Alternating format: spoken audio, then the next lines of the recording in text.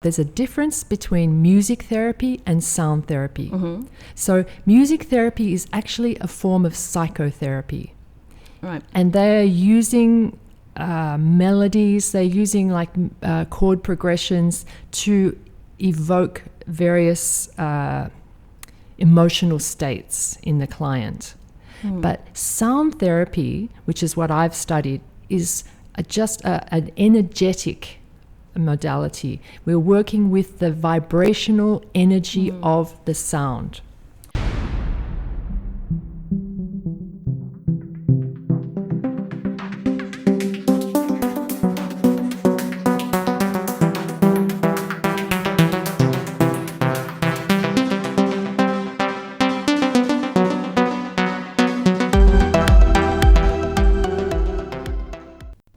Hi everyone. So again, I have a guest on with me, and we'll be talking about how sound can be healing today. Now, to me, sound healing is something very new, and I know practically next to zero, at least until quite recently.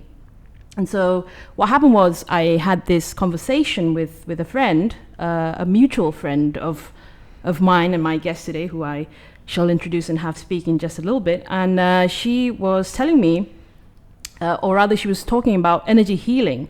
And she was telling me about this book by Joe Dispenza, Dr. Joe Dispenza, who's a New York Times bestselling author on Becoming Supernatural, which is the title of the book, that talks about energy, our states of consciousness, and the different entry points it can come to us through which frequency it vibrates on. All pretty amazing stuff to learn about, I would assume, for anyone really.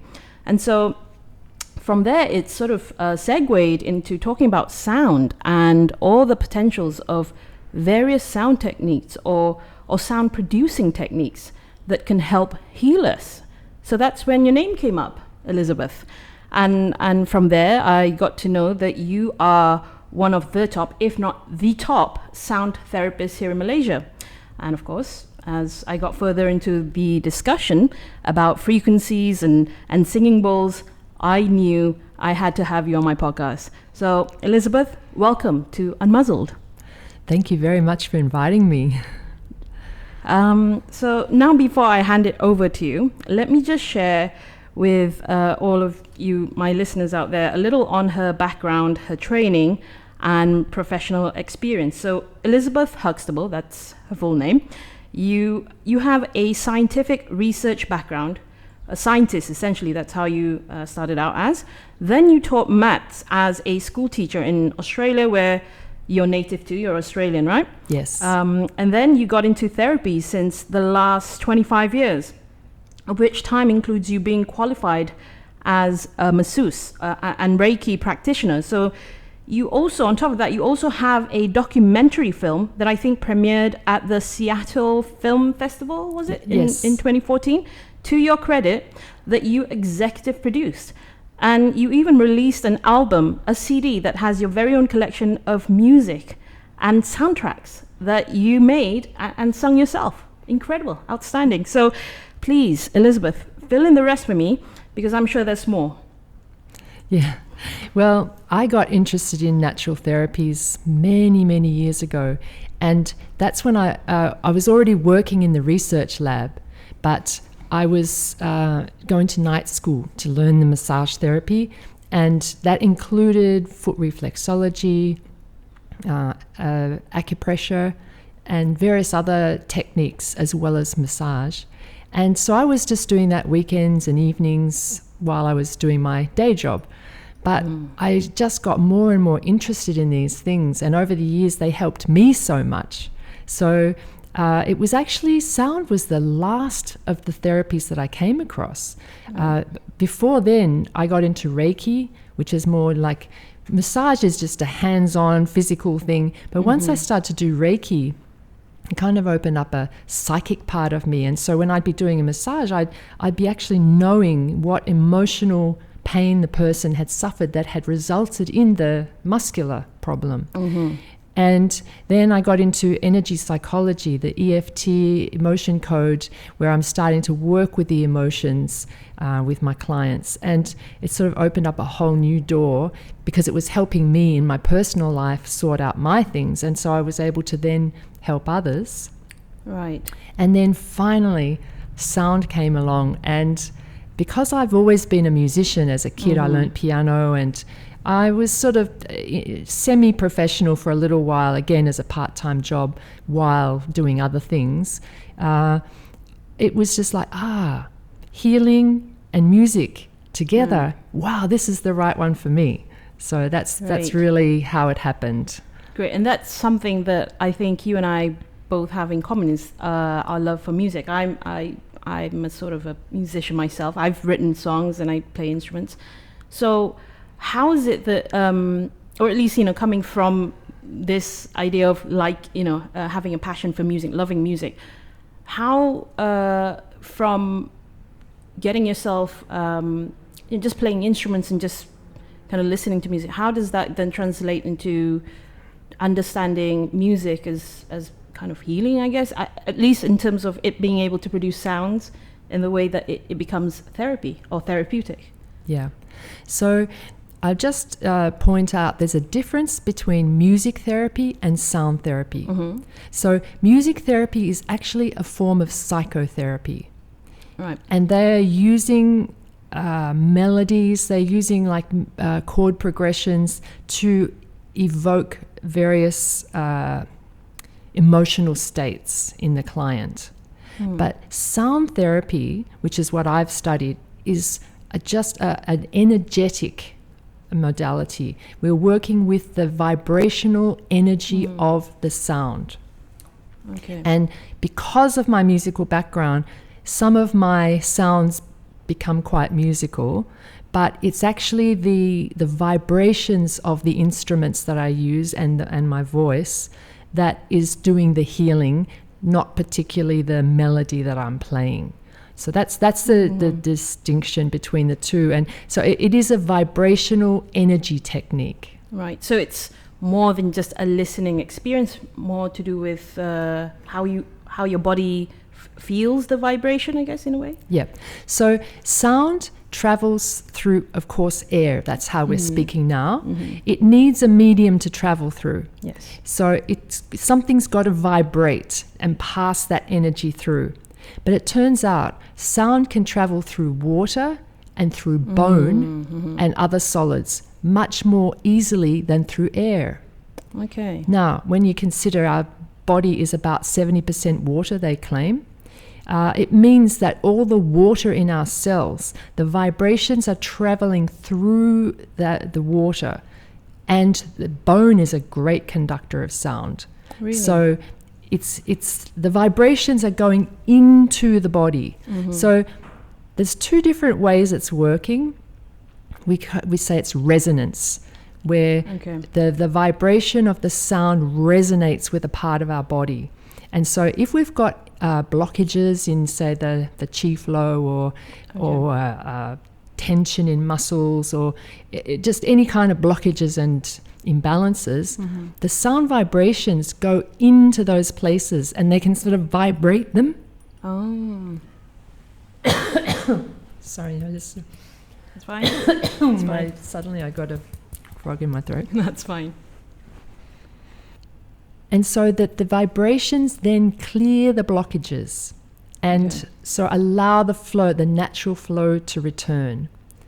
And so this is one way it's working. People sometimes find during one of my sound sessions that a part of their body where they've had a problem, they'll actually experience pain, physical pain there.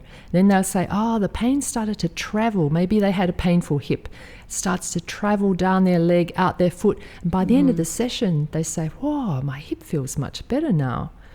So that's one way it's working. So there is a reaction instantaneously. Yes. I see.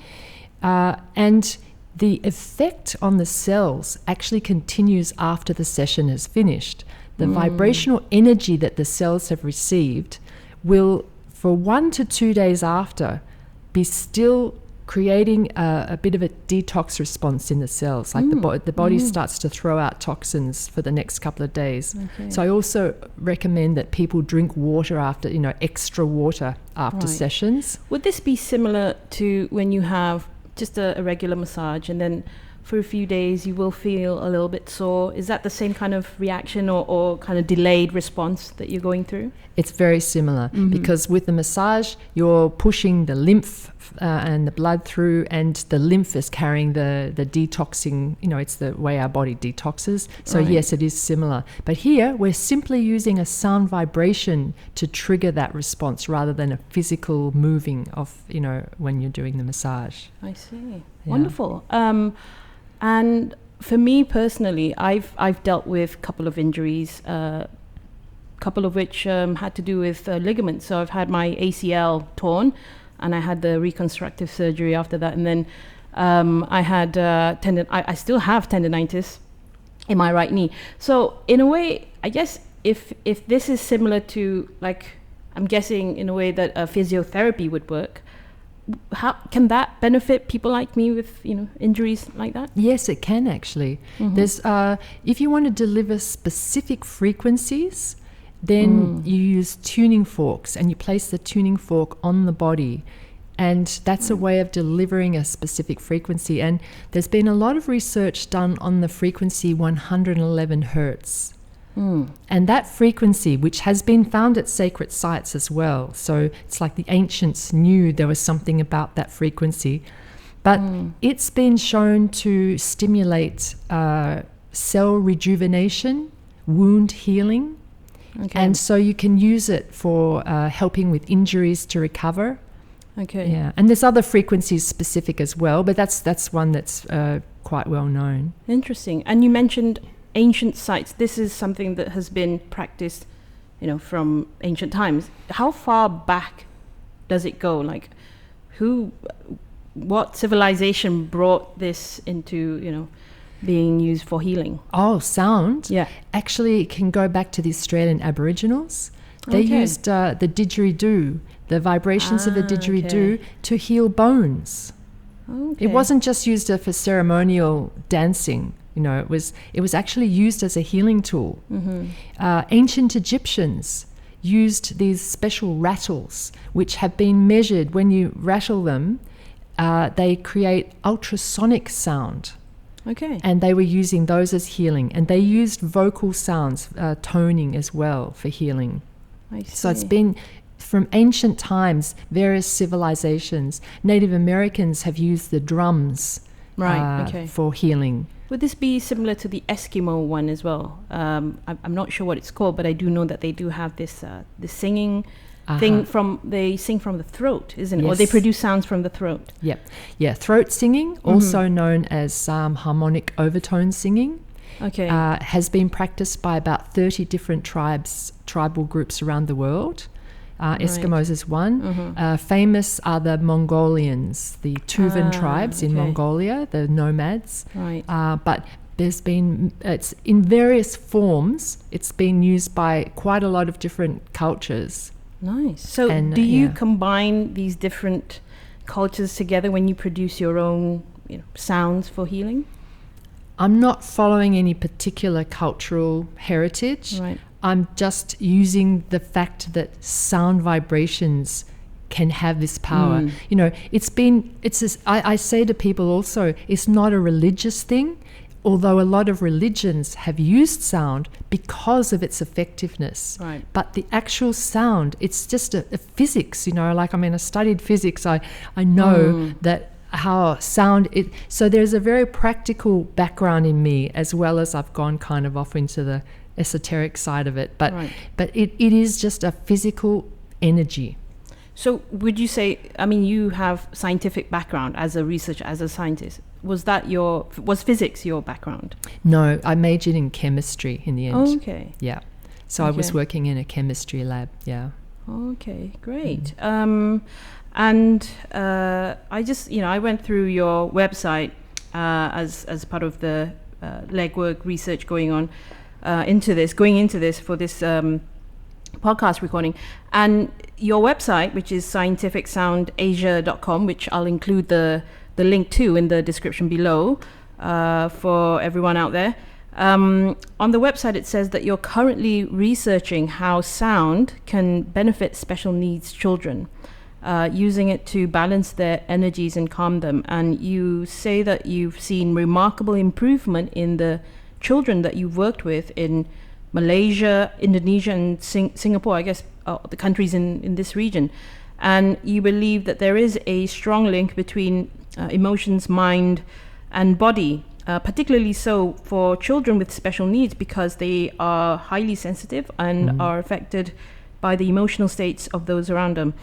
And the therapy that you've used includes combining therapeutic vibrations using tools such as chimes, tuning forks, like you've mentioned, singing bowls, crystal harp, and voice, along with essential oils, plus EFT, which stands for Emotional Freedom Technique. And all of this, you call it vibrational integration therapy. Can you expand on that? Yes, I got interested. I linked up with a team of therapists who are all using very alternative treatments to work with special needs children, and we were doing camps together. It's like intensive 4 days of intensive therapy for these children. They'd be having sessions with each of us, like 4 hours of therapy a day they'd be having. And so it was a very interesting time, because they were very much into essential oils. And so that really awakened me because again, it's the vibration of the oil that is doing the work. And so once I started to combine, when you've primed the brain with the essential oils, the sound vibrations seem to have a much more, a bigger impact. Like it amplifies the effects of the sound. So it's like all these vibrational things work together. The EFT, again, is tapping into the emotions, and we're speaking with our voice. We're saying out, we sort of do this venting stage where you just say everything that's wrong before you start starting to put in, okay, but maybe we can change this around, maybe we can turn this around, and let's think of it a different way. But so all of this is again using the vibration of the voice, the vibrations of the body. And I find that sound is just so complementary. Pretty much all other natural therapies, when you add sound, are amplified. The effects are amplified. So it's not contraindicated, certain things, you can't taste, say, certain herbs if you do something else. But with sound, it seems to be that it'll work with everything.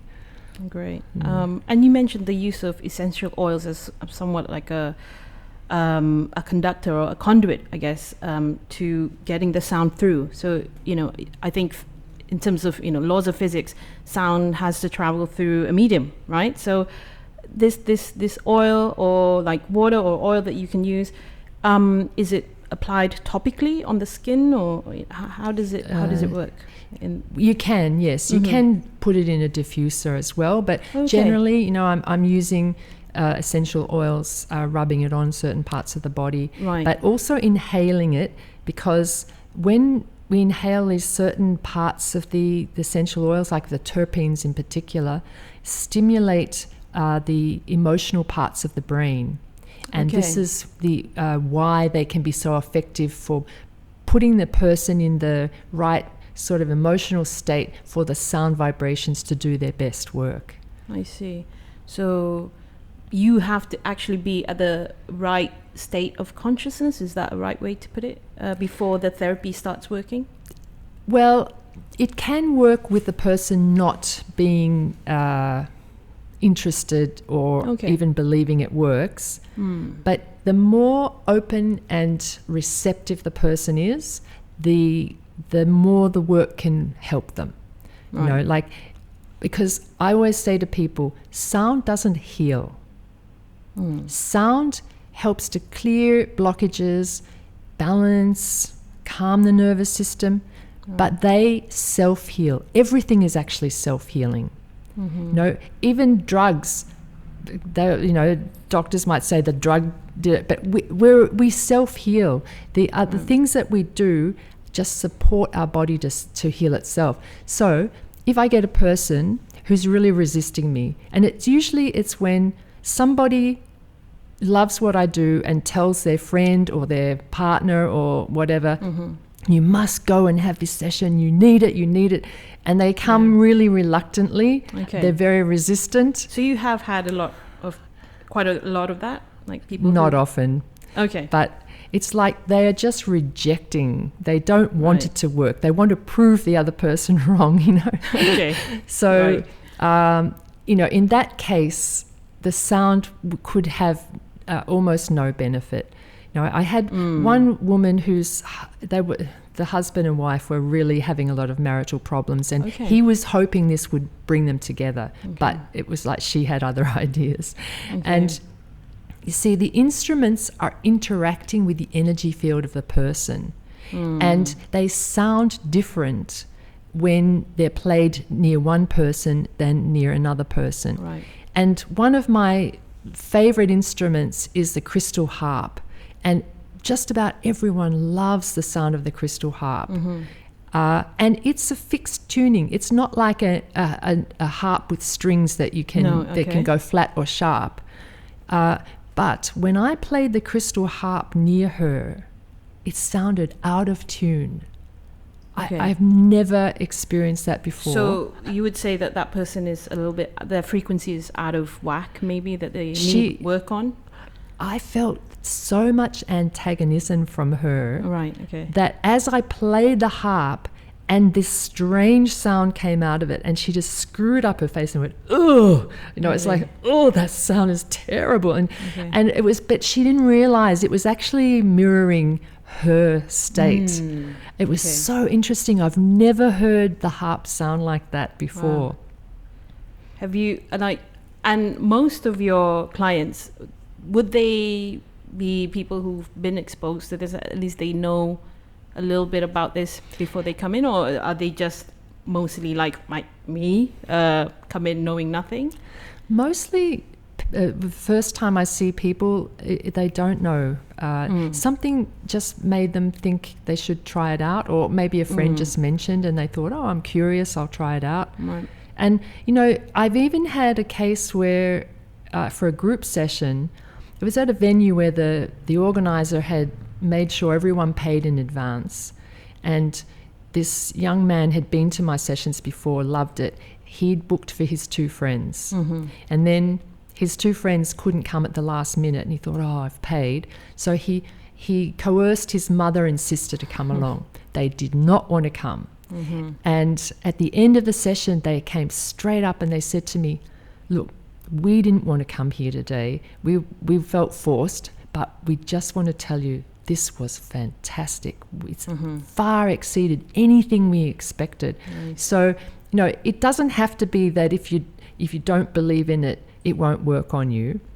It's just that in certain cases, and it's more in the private sessions that I find it, where they feel a bit too exposed maybe, they didn't really want to come. Okay. And it can go very deep. It can bring up emotions that people have been hiding from themselves, let alone everyone else. And so for some people that can be a little bit confronting. So would it be safe to say that you've converted more than sort of gotten people like resisting you, like permanently, like they've made up their minds and no, this isn't for me? But you've converted more, I guess. Oh yes, I mean, many of them have come back and studied sound therapy with me after coming to my events, because they say, "I just feel so good. I want to know more about it. I want to understand why it's working and how it's working." And so a lot of the students who come to do the training, it's just a curiosity of how come I feel so good after these sessions. Yeah. And you mentioned that some of these people who might feel like they're exposing themselves, or maybe perhaps they feel a little insecure when they're on during the one-to-one sessions with you in the private sessions, would it be a better idea if someone who's absolutely new to this and just wants to try it out for the first time, to go in like a group session with you? Yeah, I often suggest that as an entry point if they Right. know nothing at all. I mean, some people just, they're ready to delve into their life and make some big changes, and so they want to go straight into it. But for someone who's just a bit curious and not quite sure, then coming to a group session is a really good way. Yeah. Okay. How long do your sessions last? Generally, Typically, what we call a sound bath, which is where a group of people all lie down on a mattress, and then I play a range of sound vibrations, and the idea is the sounds are washing over them. That's why they call it a sound bath. That is an hour. Okay. My private sessions are also 1 hour. And then I Okay. put the person up on the massage bed, and I'm playing sounds directly on their body, over their body, around. And I'm tailoring the vibrations specifically for their needs. Right. So do you get any sessions that go a little bit over an hour? Perhaps maybe they have more issues, deeper issues to deal with? Something like that. Sometimes people ask me to do an extended session, Okay. but generally we don't really need to do more than 1 hour of actual sound at a time, because it can just overload the body a little bit. Right. And the thing is, because I work for myself, no one's setting my times. Usually we talk after, we discuss what I found, what happened, how did they feel. And so my sessions often go much longer in the total time they're here, but the sound component, I tend to just make it a maximum of 1 hour. Okay, great. And I guess in general, I think ultimately the whole point of this is to kind of, if you have issues to begin with, you want to fix those issues, right? And then continue to heal and maintain that, right? Sustain well-being. So in general, I guess coming from this idea of sound, using sound as a tool, what would be a healthy practice, for just your everyday life? What should you include in your daily routines? Like, I guess you meditate, right? You practice meditation, right? At least I think I saw it somewhere. You were in an interview, and I watched that interview, and you mentioned that you meditate. That's part of your sort of daily regimen. So how would you include this into maintaining a healthy lifestyle? I think people need to become aware of the sounds in their life, and just reducing the amount of noise in your life can help. Creating more silence. We can't get complete silence, but not having the TV on in the background or the radio on in the background is very helpful. I teach people how to use their own voices to heal themselves. So doing things like toning, chanting can be very beneficial and so quick and easy to use. And sound tools can be quite expensive, but our voice is free. Everyone's got one. So I love to empower people by teaching them how they can use their own voice. And so just even humming, there's a whole book written by Jonathan Goldman on the beneficial effects of humming. Okay. And so, things like this, and this is one thing we can teach, like the children with special needs. Often some of the autistic kids, if they get overwhelmed, they start humming. Right. And people try to stop them. Stop that noise. It's like, no, they're actually calming themselves. They've learned it themselves without anyone telling them. Because I think to a lot of people that just seems like they're fidgety, or they're obsessing over something, but actually it's a way of them it's a coping mechanism, I guess. Absolutely. Yeah. There was a school in the UK where I gave a sort of a workshop to the teachers and the therapists that work with. They had a high number of children with special needs at this school. It was a mixed school, but and one of the teachers sent me an email the next day and said, I went into my classroom and I taught the kids at the beginning of the class about humming when they start to feel overwhelmed. And he said, one of his autistic girls, who normally she gets gets totally overwhelmed and has to leave the classroom, calm down, and then come back. He said she spontaneously started humming, calmed herself down, and didn't need to leave the classroom. So he was so excited. Wow. So yeah. And for just everyone else, is it advisable? Would you recommend just incorporating this into like your meditation, your everyday meditations, perhaps in the mornings or whenever you do it? You can, like for people who have trouble meditating, trouble calming the mental chatter, then sometimes they like to have their own crystal bowl, and they just make the bowl sing, and they might do some humming or toning, which is just like an ah and a ooh sound. Just doing that for a few minutes is often enough to calm down the mental chatter, and then you can get into meditation, another practice of meditation. I see. So it can be very helpful in that way. I was going to tell you earlier that the other way that sound works on us. Resonance is one way, right, but the other way is entrainment. Okay. What this means is that our body pulses are designed to follow an external rhythm. The first external rhythm we follow is our mother's heartbeat when we're in the womb. Because our ears develop at about 16 weeks, our fetus can already start hearing. And so it's hearing the heartbeat and the other sounds throughout the body.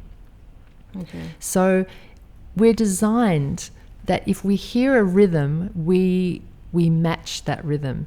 And that's the reason that if someone plays the drums, people start to move their body in time with the drums, right? Okay. It's just a natural response humans have. Okay.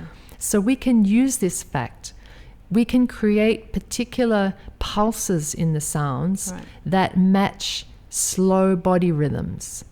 And so we can slow down the heart rate, we can slow down the breath rate, and particularly we can influence brainwave speeds.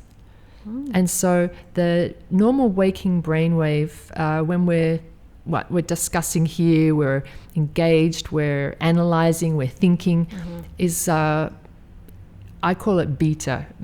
People might say beta, right? Okay. Brainwave state. But then as we start to calm the mind, we go down to alpha, which is a slower brainwave state. Okay. And this is when we're in the creative flow, when we're not having to think too hard about it. It's just naturally happening. Artists and music, you're in the alpha state. And then below that is theta or theta, which is slower again. So this can be deep meditation, or it can be dreaming sleep. And below that is delta, deep sleep. Okay. Now, for people who have a lot of trouble getting out of the beta brainwave state and into these slower brainwave states, the pulses of the instruments happen to be the same speed as theta and delta. Things like the gong is theta, crystal bowls, delta. So within sometimes just a minute or two, the brain starts to match those pulses. And so the brainwave rhythms slow down. And this is one of the ways, this is why it can help so much with sleep. It actually puts people to sleep. So it happens when you're conscious, and it happens subconsciously as well. It can happen when you're not aware. This going down the levels. Yeah, if you're not too busy thinking about something else, and you're actually just listening to the sounds, they will just naturally, your brain naturally wants to follow the rhythm. Right. It's very energy efficient for our bodies to follow an external rhythm. So unless we're fighting against it, our body will just do that naturally. I see. Yeah. So when you say you're fighting it, meaning that you're still obsessing over something, you're thinking about something. Yeah. Okay. So, for instance, occasionally I'll get people who, at the end of the session, they'll say, "Oh, I was just thinking about all the things I have to do after this, and I couldn't stop thinking." Okay. But mostly, the pulsing of the instruments takes them out of that. It doesn't work 100% of the time, but it works. I'd say like 95% of the time. So when you get lower, it kind of makes you descend into this state of like trance. Like, would that be an accurate or similar description of what's happening? Yes, one of two things can happen. One, the person just falls asleep. Okay. And they're unconscious.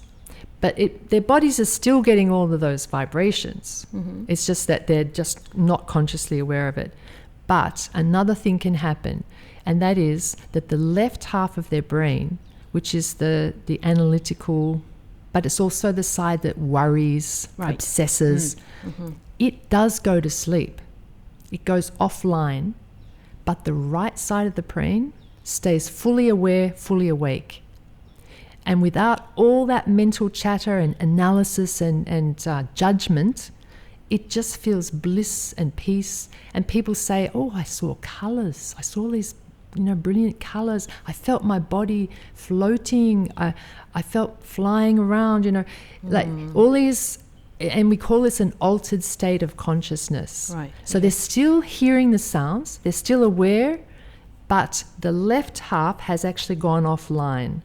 Okay. And that's a really blissful, beautiful state to get into. I'm guessing that's similar to like before you get into a deep state of sleep. It's somewhere there, right? It's just before that. Yes. We go through the alpha brainwave state to get into the theta state. So it's a little bit like that, yeah. So I guess ultimately to really benefit from this therapy is to get to the lowest sound, to theta, basically, to get to the most relaxed state of mind. Well, delta's even slower. Sorry, delta. Yeah, right. yeah. Okay. And the advantage of these brainwave states, the reason it's so important is the theta brainwave state is where we process all the emotional things that we're going through. If we don't spend enough time in theta, it starts to accumulate all maybe the fight you had with someone or the pressure you're put under to get some tasks done and all this. It starts to mount up.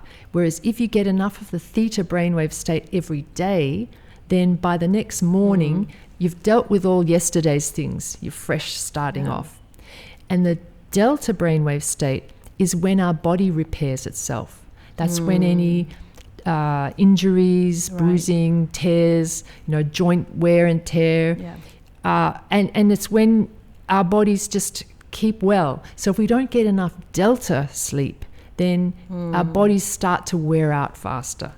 So it's really important to get into these brainwave states, and sound can be one of the easiest ways to get your brain there. Because if we've got too much stress in our life and we're stuck in the fight and flight too much, of just, danger, I've got to sort this problem out, I've got to sort that one out.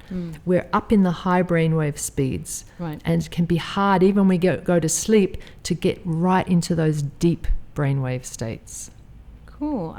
I think this is very relatable in the sense that I myself, I work out quite a bit. I've been through sort of a weight loss fitness journey.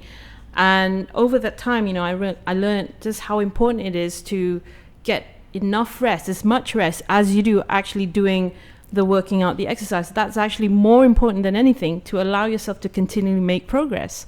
And I guess I can see some the parallels to that. You actually do have to allow that the most relaxed, the resting part is actually the rebuilding process. Yes, it's very similar, isn't it? Yeah. Interesting. All right, so there's probably is there anything else you would like to add today? I mean, apart from what you've explained so much already. I've learned even in these less than 40 minutes, I've learned so much already from you. Perhaps there's something else you wanted to add that you have in mind? No, I think we've covered the major things, like how sound works and why it's effective, and I think just encourage people to give it a try. Okay. And see if it works. And I guess in a way, with like as with anything, you have to build.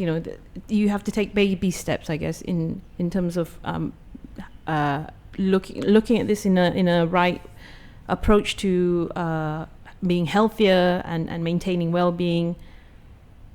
you have to, start from somewhere, right? You have to then take it on from there and then do commit to it, I guess.